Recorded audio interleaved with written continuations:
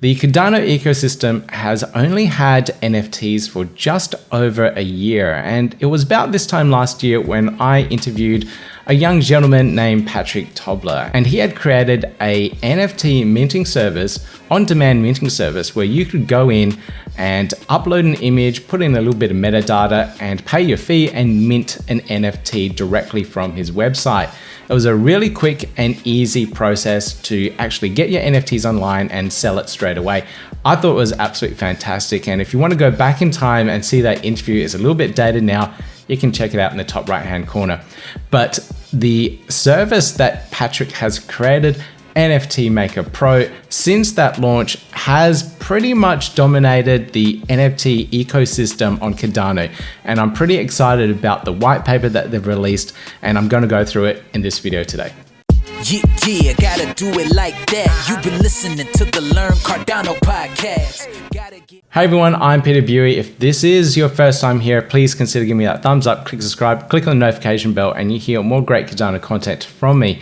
The NFT Maker Pro ecosystem has been growing in leaps and bounds, and it's almost hit its 1 millionth NFT being minted from its own service. So that is absolutely phenomenal stats within a year. And I'm really looking forward to seeing what the ecosystem will grow out to be. And the white paper details all this, and I'm going to break it all down for you. Now, I read through the 78-page white paper to get a better understanding of exactly what they're trying to achieve, their long-term vision and goal for the platform, and why they're bringing out a governance token for the platform as well. And I thought it was pretty nifty what they're trying to do. They're solving some issues that already exist in the Cardano ecosystem, decentralizing it, and making things a little bit better. So let's have a look at the actual white paper itself. Well, actually, let's look at the website first. Now, we can have a look over the website, and the website does give a really good overview of what the team are trying to achieve. Their full ecosystem that they're building out, from payment gateways to their marketplace and also their own wallet. And why do we need another wallet? We'll talk about that in a moment. And so many other things. They've also worked with so many different projects, and there are just a few of them there. And if you want a quick glance and overview of the project, you can go through it there. Now, I have done a whole slide presentation for you guys that breaks down the white paper to make it a little bit shorter for you. So let's go through it here.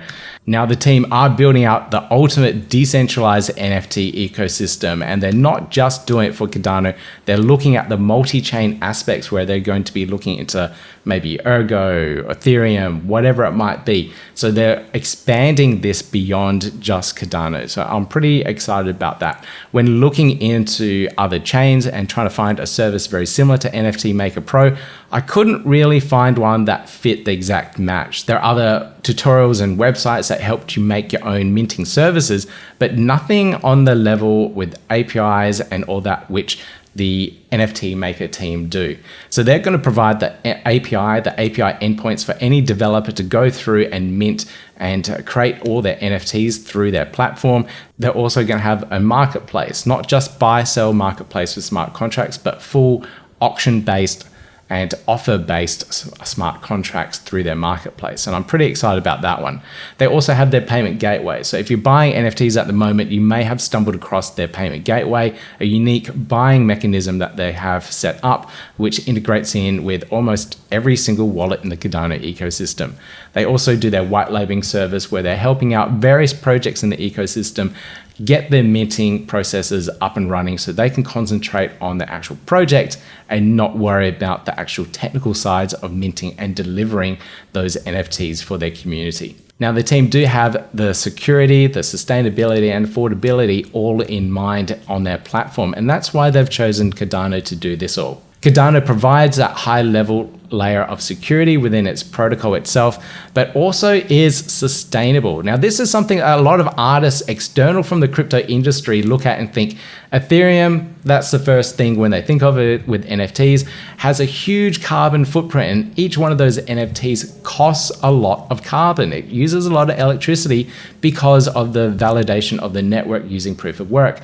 Cardano's the complete opposite. It uses the protocol called proof of stake, where it doesn't use anywhere near as much computing power or require as much computing power to validate the blockchain itself. And in doing so, very small carbon footprint.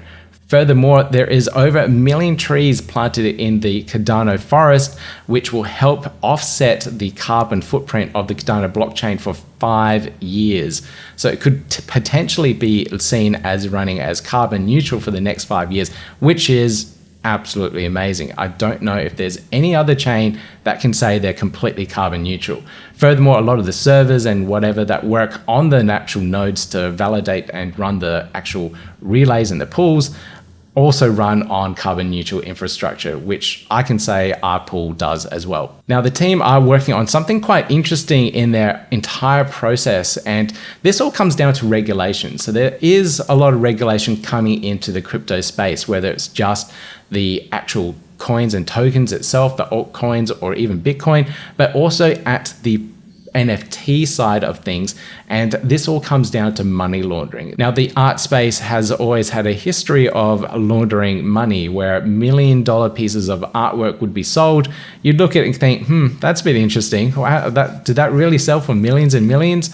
Well, that's a way that criminals and underground organizations can actually funnel and launder their money by buying valuable pieces of art. And of course, the digitalization of that with NFTs has made that a lot easier. So you do see and hear of various art pieces, NFTs, selling for millions and millions because of the money laundering mechanisms that are available to them.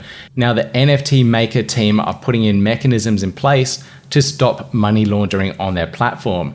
The token that they're delivering, the NMKR Token, I think that's how you say it, will help with that, where a holder of it would actually have a particular rating score. So they have a score system on their profile, as well as KYC measures on the actual platform itself. So the marketplace, you'd need to have KYC depending on the level and the sale value of your actual NFT as well. So it's quite an interesting process that they're putting in place. Now, the entire platform is quite extensive, and I use it for my own audio podcast NFTs that I produce and release out there. They have a really unique reservation system where it allows you to reserve your spot so you don't oversell your NFTs in there, as well as payment handling. So if you're selling too many and too many people send in transactions, that process will be handled and refunds issued accordingly. They also look after congestion on the network. So if there's ever high times of congestion, they handle their minting process across multiple different projects so that it doesn't overload the network, which is absolutely fantastic. But last but not least, they also have anti-bot mechanisms to stop those bots coming in and auto buying all of the projects and all the NFTs and then selling them on secondary marketplaces really quickly. And anti-bot activity is very welcomed on many of these platforms. Now, one of the really interesting things that they're building out is their marketplace. So there are so many NFT marketplaces out on the Cardano ecosystem at the moment, and it's actually really hard to choose at the moment which one to use.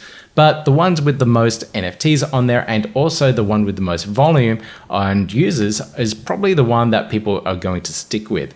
But these guys are going to release their own smart contract-based marketplace, where it's not just going to have listings and sales, which is what we're used to at the moment, but also tie in the auction process too. Now, I really love how their auction process works with automated closing out of bids. So when someone else bids higher than me, my bid will automatically be closed and the funds returned to me. So that means when you actually do put in a bid, you actually have to put the ADA down. So you don't get these fake bids that go through the system. And let's say I put a bid down for 20,000 ADA for a Space Buds, but I don't have $20,000. That drives the auctions up, and in the end, someone has to pay a very high premium price for an NFT when all those other people didn't actually have the ADA there. So that's a really good mechanism to make sure that people are putting down their money and showing them that they actually are a real potential buyer and putting in the funds for that particular NFT. And then of course, if someone else bids higher, that gets closed out, returned to you, and vice versa. So it's a continuous process. Another couple of cool features that are coming out on their auction platform, I think these are maybes, but they're also going to look at auto auction time extensions. So when someone puts a bid in at the very last second and does a auction snipe, at the very last second, putting in a slightly higher bid, that would extend the auction time and continue it for maybe another 10 minutes. That way, a real price is discovered rather than someone coming in with an automated bot and bidding at the last second to actually get in at a better price and not inflate it too much, because who has the reaction times to bid in half a second? It's pretty much impossible. So this extension of the bidding time is something I really like, and you kind of see that in Discord bots at the moment. So there's Discord bots that are doing automated auctions in various communities where they will extend the time at the very last second if someone bids. So I really like that feature. And they also are looking at doing the bartering and seeking features as well. So if I list something up for 1,000 ADA, someone can come in and give me a best offer and say, I'll pay you 500 for that. And then we can go through a bartering system until an actual offer is accepted. So that's pretty cool. And of course, seeking as well. So if I'm looking for a particular NFT, I see one like an ADA waifu that I really like, and I say, that's the one I want. Who has it? Please give me this one for sale. And I can offer a price for that, and they can execute that by sending the NFT, and they'll get the ADA and I'll get the NFT for it. So those kind of mechanisms I'm really excited for a really cool marketplace. Now, their payment gateway is fantastic. I absolutely love this, and I've been using this on various websites and going through, and it connects with every single wallet that's out there that you can think of in the Cardano ecosystem, any of the popular ones anyway.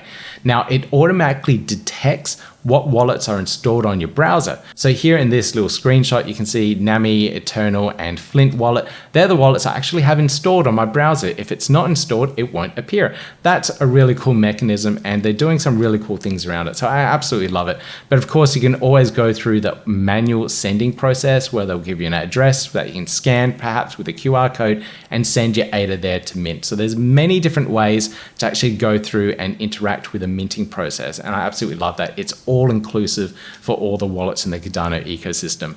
Now, they're also going to support fiat currencies. Fiat currencies, that's interesting. How do you do that with a wallet like Nami, for example? Well, they're going to bring out their own wallet. Now, they noticed that the onboarding of users into various NFT marketplaces is quite daunting, and I have to admit it is hard. Telling a senior or someone that hasn't been in the Cardano ecosystem or any blockchain crypto industry would have to go through, set up a MetaMask wallet, a hardware wallet, whatever it might be, write down their seed phrase, keep that secure, locked away, log into the website with it, and then suddenly go through the process of buying the NFTs. That's just too hard. What they are offering is a fiat on-ramp where they can use their fiat currency, such as a credit card, purchase the NFT, and then at a later date, a user can actually go through, create an account through the NFT marketplace and claim their NFT. And that would generate the wallet for them at that point in time where they can actually claim it and store it themselves. So that is a very unique approach, and I do like that. It's all about onboarding the users as quickly and easy as possible. If I see a piece of art that I really, really love, and I just want to buy it because I have my credit card ready, I don't have any of this other stuff, I can quickly go in, use my credit card, purchase it, and then move the asset out at a later date. Fantastic, really cool feature. Now, they've brought back their stake pool as well, and this comes into their token, and we'll talk about that a little bit later as well. But if you're interested in using their stake pool and delegating to it, which I have now, I've delegated one of my wallets to my NFT trading wallet, and you get bonuses for doing so. So in regards to using the NFT marketplace, you get lower exchange fees. So if you normally pay like a 2 ADA fee for listing something, maybe that would be reduced to 1 ADA because you delegated to that particular stake pool. You also have reduced fees for minting on their platform, which I'm really excited about because reducing those minting fees will actually increase my profit. So if I have to delegate a wallet to it with a certain amount of ADA, sure, that's totally fine. Anything I can do to reduce that minting fee so I can pass on those savings to customers, that'd be really, really cool. They also do airdrops through their stake pool as well as distribute some of the NMKR tokens as well. So I'm pretty excited, and that's why I'm delegating to the NMKR stake pool as well. Now, they also have a game launchpad. Isn't this list extensive? It just keeps on going. So they're looking at the ownership of games. So back in the day, you'd buy a game on a CD, a disc, or a cartridge, whatever it might be, and you'd own that and you can sell it later on a secondary marketplace. They're looking at actually having the game within the NFT itself. So you have ownership of that and then you can sell it again on a marketplace such as their marketplace and transfer that game to someone else. But you also generate a little bit of better income from it because it's easier to sell, and that there'll be royalties for the game makers as well. So the person that created the game actually gets some royalties there too. So that's all really, really cool. And they're also looking at a decentralized funding platform for it as well. So game developers, those AAA game developers that are looking for funding can use their platform for it. Wow, pretty amazing. Now at the Australian Financial Review Crypto Summit, I got to network with a whole bunch of people that were in the gaming crypto industry, and they're making millions and millions of dollars a year on this particular industry itself. And they're releasing game after game after game, and each one of these games is turning over millions and millions of dollars. This is a huge industry, and it's not really matured or really available in the Cardano ecosystem at the moment, and this might be the ticket in for that. I don't know, but I'm pretty excited to see what the team build out. Now, licensing is a really interesting aspect of NFTs. When I bought my first Space Buds, I asked Alessandro, what can I actually do with this? I have the NFT. Does that mean I can now print t-shirts of my Space Buds? And he said, yes, the licensing and the ownership of the image actually got transferred with the NFT. Now, that's not really clear. I had to ask, and there's no metadata on there saying that, yeah, that belongs to me. Now, if licensing was incorporated in that within the metadata or in a token that comes along with it, then I can say, yes, I own the rights to that NFT and the artwork, and I can do what I please with it. Maybe I have to attribute the original artwork to the creator, but there may be some caveats to the actual licensing, such as I need to contribute the creator of the artwork in the first place, but I can use it for any commercial means I want. Or maybe I can't use it for commercial means. So this clear licensing on the NFT will make things a little bit easier so other people in the industry can look at their NFT and decide what they can do with it. They can license it out and do some really cool things. I know in other ecosystems, people rent out their NFTs to advertisers. So Nike might say, hey, I want your NFT and I want to use it in a commercial. How cool is that? And because you own it, you can license that to Nike and say, you can have that for this ad spot and I'll get the royalties for it. And having this type of licensing for it will make that possible. It's a big industry. NFTs are pretty popular, and licensing will make it so that it's a lot more liquid for people that are holding those particular NFTs. Interesting. Now, of course, if you have been sleeping under a rock, you may have missed the award ceremony, the CNFT awards that Patrick and the NFT Maker team brought out, I think it was earlier this year. I can't remember when it was now. I'll put a link to it down below in the show notes so you can check it out and see what that entire process was like. I think it was about 3 or 4 hours of continuous content, and it's going to be an annual award ceremony for the NFT industry, and I absolutely love it. So it's starting with Cardano, but I'm assuming it's going to expand out to other ecosystems as well. But it's a really cool initiative. It really highlights and creates and fosters that innovation with the NFT space. So people are aspiring to get to that high level of quality to actually win one of these awards. We're not just pumping things out. We're going for these awards and going for the prestige of the CNFT awards. Now, the NFT Maker Pro team have worked with a huge amount of projects, and this is just a short little glimpse, a glance at what they've actually worked with. And I absolutely love the fact that they've partnered up with so many different projects to help them through their NFT journey. Have that white label experience where the team are working the back end, building out the websites, taking care of all the technical sides of delivering the NFTs, And then the projects themselves, all these projects can just work on building community and doing the marketing. So that's really key and really important for a lot of these people in the industry. And having these services is really awesome. Now, but last but not least, they do have their education layer as well. So they do have a lot of documentation. They do have a lot of videos that is coming out.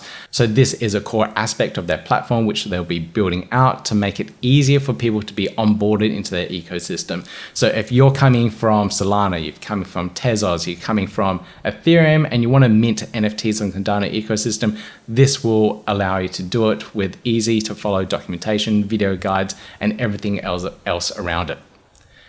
Now, their roadmap is looking very ambitious for 2022, and a couple of these things have already ticked off. And I'm looking forward to going through all this and finding out what more they're going to bring out in the ecosystem. But if you want to find out more about their roadmap, have a detailed look here or check out their website for all the details around what they're delivering in 2022.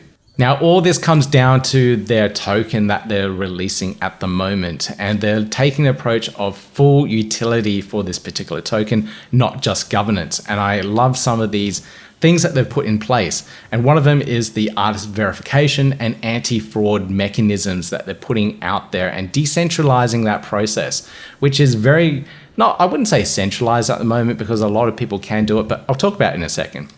So let's go through first the artist verification and fraud prevention mechanism that they're putting in place. So a part of the artist verification and fraud prevention mechanism is that the sellers have to have some of these NMKR tokens to increase their trust score on the platform.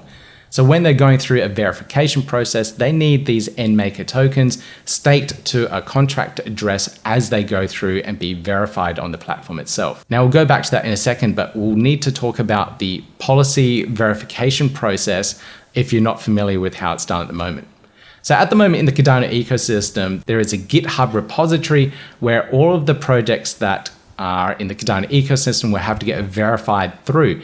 Now, it's a little bit, I guess, centralized because there are gatekeepers looking through that, and it's through volunteer work that this process is done. So there's a couple of key people that go through and verify all the projects that are being submitted. It takes a long time. It takes a process to go through it and verify and make sure all those projects are actually real. Now, that's all a manual process. It can take weeks for something to get done, especially if there's a lot of projects trying to get verified all at the same time. So once all that data is there in the GitHub repo, a lot of the marketplaces in the Cardano ecosystem use that to actually use as their source of verified projects in the Cardano ecosystem. So they can pull in those policy IDs, which are unique for every single minting project, and then say, yep, that's in the GitHub repository. That means it's been verified. Let's pull down that metadata. Great, it looks good. So that's the manual process that happens at the moment. And they're looking at decentralizing that entire verification process. So I absolutely love the mechanism that they're putting in place to decentralize this verification process of the different projects that get submitted into the ecosystem. So me as a project owner, I would actually have to get the NMKR token and use that in a smart contract while I'm submitting my project. So that would give me a certain level of trust score within the platform, and then people can say, okay, let's go vote for this particular project. And they can choose between approve, decline unsuitable, or false project. So out of those outcomes, something else will happen. Approve, my project gets through, I have enough community members voting for it, and it meets the current thresholds that are required. The decline unsuitable, maybe I don't have a big enough community, maybe I forgot to add in my profile into my account, such as my LinkedIn profile, my Twitter profile, whatever it might be, and it didn't quite meet the threshold that's required. So that little, not quite making it through that trust level there. The last one, the false submitted projects, is the one I like. And this is not because I want more false projects in there, but because of the bounty system that they set up around this. So when I submit the project, I said that you need to put in that NMKR token into a smart contract. Now, if a bounty hunter finds that I am creating a fake project and using artwork from some other ecosystem and trying to sell it off as my own, then they get to claim some of that NMKR token that was locked in the smart contract. Some will go to the treasury and some will go to the bounty hunters. So that's a really cool incentive for bounty hunters to try and verify the project and see if it's a fake project. And if they can prove that it's a fake project, then hey, there goes my NMKR tokens for submitting that fake project. And that's a really cool incentive and really cool engagement within the community of the NFT Maker community to actually have that in there and decentralize that process of verifying projects. Now, the other main aspect around the token is, of course, governance, and they're borrowing aspects from Project Catalyst, where they can have proposals submitted to the system and people voting on it based on their NMKR voting power. So the more tokens you have, the more voting power that you have in the ecosystem. And they're going to be using a very similar model to Project Catalyst, which is probably the standard and a very good model to actually copy and follow. So I'm quite happy they're doing that. So having a look at their token breakdown, this is a really cool graph that you can see exactly how many tokens are going out in the community. So they have that 10 billion tokens that are going out there, and it's split between all different parts. The 48% is going to the community. So this is that bounty hunting system and distribution through the platform that way. So activity within their ecosystem will come out of this. So I think it's 1% per month or so. The IDO, so the IDO comes later after the ICO, the initial coin offering. So the initial DEX offering will come later, and there'll be tokens distributed there. The pre-sale, I believe, is going on at the moment, and this is for private investors, so we don't really need to worry about that. The public ICO is what is coming up next, and we'll talk about in a moment. And of course, we've got the 4.8% for the stake pool and 1.2% for airdrops as well, so marketing and promotion. And last but not least, the NFT Maker Pro team get to keep that 16%. Now we have an ICO price of 0.003125 US dollars, I think, per Maker token. So it's really good to know what you're potentially buying there and how much you might want to spend. This is a nice pie chart that breaks down those tokenomics as well. If you want to find out more, check out the white paper, check out the website to find out that full breakdown for you. Now, there's a whole part of the white paper that talks about the community distribution of the tokens. Now, they're building out a dashboard, and like I said, they're going to be releasing a little bit of the tokens every single month. So as you go through the platform and you participate in the ecosystem, it will record and track how much of the NMKR tokens you have earned.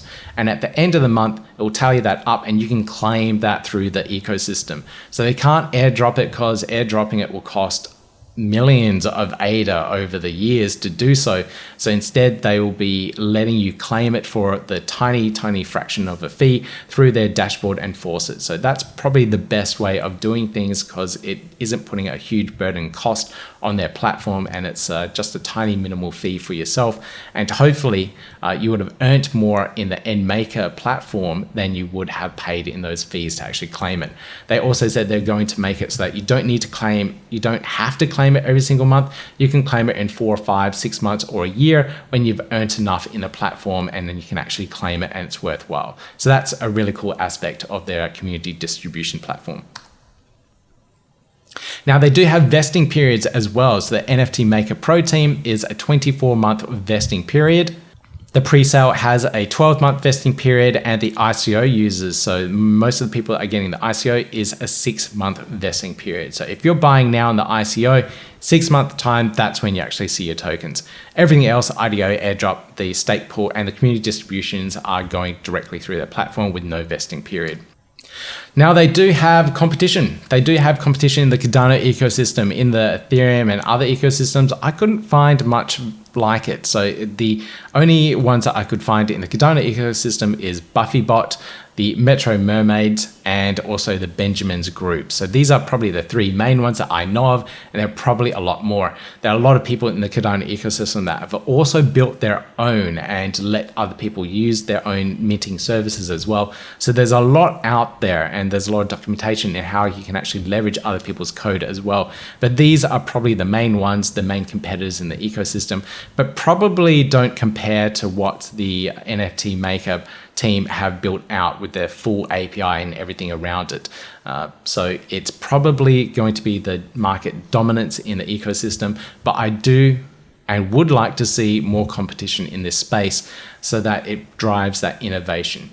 Now, I know the NFT Maker team use Blockfrost for a lot of their backend to communicate with the Cardano blockchain, and actually seeing this here on the Blockfrost documentation and the build out to Milkometer, we'll probably start seeing minting on the Milkometer chain as well. So this is the side chain for Cardano. So we may see reduced fees in regards to minting and then moving assets back and forth between the chains. So that's something to look forward to. I don't know when we'll see it, but the fact that they're building out on the Milkometer chain, which is an Ethereum virtual machine chain, means that it could be ported over in the future to actually be in and based in Ethereum, or even on Avalanche or any other chain that is using EVM. So I'm really excited about that, because this is just the first steps to interoperability and be able to mint tokens on other chains and move between the different chains. So I'm pretty excited about that. Now, the ICO is coming up really soon on the 18th of April. The ICO is going through a platform called LCX. You need to go through the entire verification KYC process, verify where you live, driver's license, and all that stuff. So if you've ever gone through an ICO process, initial coin offering process before, you'll be very familiar with it. Now, I've seen on Twitter a lot of people complain that their countries can't be verified through their platform, and it's a little bit unfortunate. So any other user out there that can't go through an ICO, such as people in the United States even, will need to go through an IDO process later on, the initial DEX offering, to get their tokens if they're interested in getting into this particular platform. So that's everything in a nutshell. You can check out their white paper here. It's a 78-pager, like I said, but it's actually a good read because it goes through a lot of detail of what they're trying to achieve, and it's quite interesting as well. It's good to see what the team have come up with, and you can go through that all yourself. Now, their ICO is coming up very soon, 18th of April. So if you're interested, please make sure you check out the dates, check out the website, get verified through the KYC process. Don't leave it to the last second, because it does take some time, and you may run into roadblocks. They may not accept your identification and you might not be able to get through. That's happened to me a couple of times and I missed out on some ICOs, but that's okay. I get in at a later date, so it doesn't really matter. I've also delegated to their stake pool to earn some of these tokens. There isn't much information about that yet. I don't know if they're tracking any of the delegation for these tokens yet, so that might not have started in regards to any discounts or anything like that. So check out their website. There may be more information about that at a later date. Now, I'm not paid for any of this. So out of full disclosure, I'm not paid by the NFT Maker team to do this video. I'm not promoting it in any way. I might not even buy in the ICO. I don't know yet. I haven't decided. Let me know what you think. Leave a comment down below in the show notes. Let me know what you think of the NFT Maker ecosystem. Let me know what you think of the white paper. Let me know if you're going to participate in the ecosystem and purchase something through the ICO. Be interesting to gauge what everyone else is doing as well. Now, if you enjoyed this content, please consider giving me that thumbs up, click subscribe, click on the notification bell, and you hear more from me soon. Yeah, gotta do it like that. You've been listening to the Learn Cardano podcast. Gotta get it hype. Crypto is what we like, but this is not investment or financial advice. Gotta do your research, cause it's risky. We know it is. This show is educational and it's informative. Crypto's the future, really, it ain't no debate.